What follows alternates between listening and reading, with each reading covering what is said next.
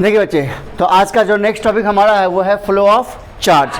तो हमने पढ़ा था स्टार्टिंग में कि चार्ज कैसे फ्लो करता है, तो आज उसी को हम लोग समझेंगे। ठीक है, तो देखो हमने लिया है, दो मेटालिक स्फीयर है, एक हमारा P है, एक हमारा क्या है N है।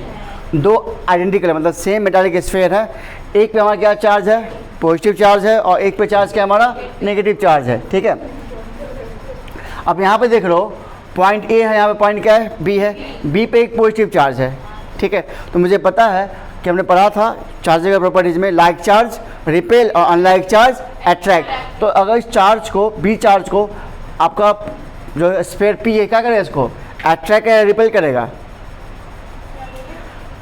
पी स्फीयर इसको क्या करेगा, पॉजिटिव चार्ज बी पे, जो बी पे पॉइंट पे जो पॉजिटिव चार्ज है, तो ये जो स्फीयर पी है क्या करेगा, हाँ, तो मतलब अगर मान लो इस बी को हम इधर की मूव करे तो इसको क्या करेगा, ये रिपेल करेगा, लेकिन आपका एन स्फीयर को क्या करेगा, अपनी तरफ अट्रैक्ट करेगा।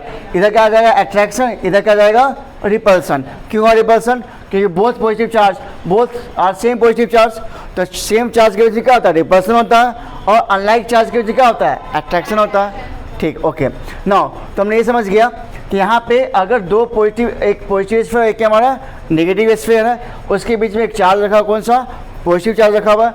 अगर हमको इधर मूव कराना हो तो हमें क्या करना होगा, वर्क करना होगा। क्या करना होगा, वर्क। अब यहाँ से कंसेप्ट स्टार्ट होता है। मान लो ये पॉजिटिव चार्ज है, तो मुझे पता है कि ये जो पॉजिटिव स्फीयर पी जो है, इस पर क्या लगाएगा, फोर्स लगाएगा। ठीक है, तो हमें इसको अगर इधर मूव करना हो तो हमें क्या करना होगा, फोर्स लगाना होगा। कि इधर तो इसको अट्रैक्ट कर ले अपनी तरफ, इधर क्या कर लेंगे, अपनी तरफ अटैक कर, लेकिन हमको इधर मूव करना हो तो क्या करना होगा, फोर्स लगाना होगा। अगर फोर्स लगाएंगे तो फोर्स इनटू बॉडी को क्या करेंगे, डिस्प्लेस करेंगे, तो हमें क्या करना होगा, वर्क करना होगा। क्या करना होगा, वर्क। तो ये जो वर्क होगा, वर्क क्या होगा, पॉजिटिव वर्क होगा। क्या कहलाएगा, पॉजिटिव वर्क होगा। ठीक है, यहाँ से क्लियर। अगर मान लो पॉजिटिव चार्ज को हम लोग एक इधर मूव करेंगे, इधर वर्क क्या जाएगा, हाइयर, और इधर वर्क क्या जाएगा, लोअर। ठीक है, यहाँ तक समझ गए। अब मेरी बात समझेंगे आप, अगर मान लो इसके बीच में, इस दो चार्ज के बीच में एक फ्रीली पॉजिटिव चार्ज को रख दिया जाए, क्या रख दिया जाए, एक फ्री चार्ज को रख दिया जाए, इसको रख दिया जाए, फ्री चार्ज को रख दिया जाए, तो किधर मूव करेगा वो। ठीक, अगर मान लो सपोज पॉजिटिव चार्ज है तो मूव करेगा, वेरी गुड। अगर नेगेटिव चार्ज है तो यहाँ हमने क्या समझा, अगर मान लो दो पॉजिटिव स्फीयर के बीच में अगर एक फ्री चार्ज को रख दिया जाए, मान लो सपोज पॉजिटिव चार्ज को, तो पॉजिटिव चार्ज किधर मूव करेगा, नेगेटिव की तरफ। अगर हमारा नेगेटिव चार्ज है तो की तरफ। ठीक है, यहाँ तक समझ गए। अब आपको ध्यान रखना है कि जो हमारा पॉजिटिव चार्ज तरफ जो होता है, पॉजिटिव स्फीयर जो है, इसका पोटेंशियल क्या होगा, हाइयर होगा, इसकी पोटेंशियल हाइयर और इसकी पोटेंशियल लोअर। तो हमने मान लिया क्या कि potential of positive charge body, जो भी पॉजिटिव चार्ज बॉडी है, उसका क्या होगा, पोटेंशियल हाइयर होगा, किससे, than that of negatively charge body. जो भी नेगेटिव चार्ज बॉडी है उससे इसकी पोटेंशियल क्या होगी, हाइयर होगी। अब है एक सवाल कि अगर मान लो इसको हम एक वायर से जोड़ दें, क्या करें, एक वायर से जोड़ दें, तो बताओ इलेक्ट्रॉन किधर से किधर फ्लो करेगा। हाँ, ये जो हाइयर पोटेंशियल है ये क्या है, लोअर है। हाँ,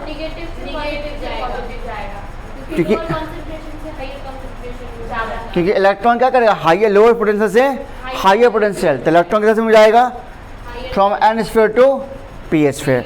ठीक है, यहाँ तक समझ में। तो एक वायर के अंदर यदि हम वायर को हम जोड़े, ठीक है, तो उसका इलेक्ट्रॉन कहाँ से फ्लो होगा, लोअर से हाइयर की तरफ। ठीक है, यहाँ तक समझ, कोई दिक्कत नहीं है। अब मान लो एक हमारा ड्राई सेल है, क्या हमारा है, ड्राई सेल है। अब बात ध्यान सुनो, अगर मान लो सवाल ये है कि इलेक्ट्रॉन कब तक फ्लो करेगा,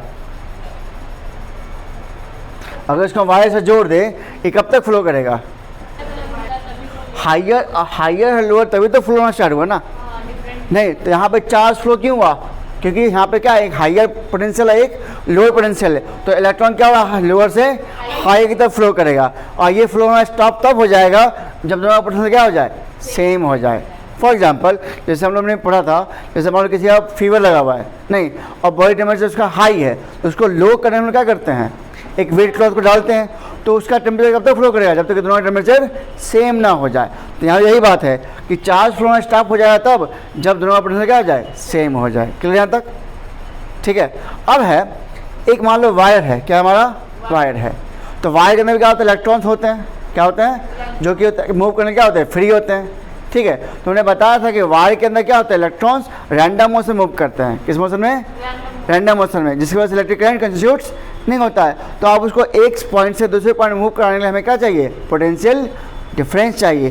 जैसे आप यहाँ पे देख रहे हो, यहाँ पे क्या क्रिएट हुआ है, पोटेंशियल डिफरेंस, तभी तो यहाँ पे इलेक्ट्रॉन क्या हो रहा है, फ्री हो रहा है।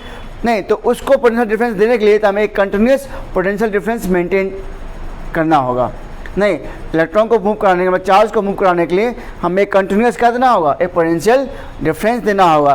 तो जो आप देखते हो ड्राई सेल, वो क्या होता है, उसका होता है 1.5 वोल्ट होता है। कितना होता है, 5 वोल्ट। इसके अंदर केमिकल रिएक्शन होता है, और इस केमिकल रिएक्शन होने की वजह से इसमें एक हायर पोटेंशियल और एक लोअर पोटेंशियल क्रिएट होता है।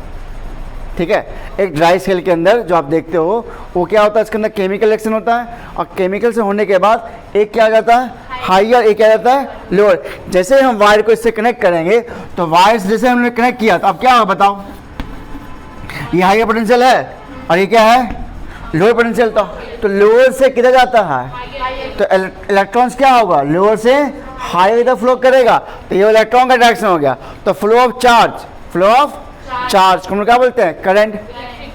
क्या बोलते हैं, करंट। क्लियर। या फ्लो ऑफ नेगेटिव चार्ज को बोलते हैं इलेक्ट्रिक करंट, या फ्लो ऑफ पॉजिटिव चार्ज को बोलते हैं इलेक्ट्रिक करंट। अच्छा, इलेक्ट्रॉन का डायरेक्शन ये है, लेकिन करंट का डायरेक्शन में पॉजिटिव टू नेगेटिव होता है। करंट का डायरेक्शन नेगेटिव और इलेक्ट्रॉन का डायरेक्शन नेगेटिव टू पॉजिटिव। ये बात समझ में आया। तो ये हमें कंटिन्यूस एक पोटेंशियल डिफरेंस देना होता है। क्या देना होता है, कंटिन्यूस पोटेंशियल डिफरेंस देना होता है। अच्छा, अब आपके मन में सवाल आया सर, जो हमारा सेल है उसकी एनर्जी खत्म हो जाती है, क्यों, क्योंकि जो हमारे साथ जो उसमें डिवाइस जुड़ा हुआ है उसकी एनर्जी क्या करता है, कंज्यूम करता है।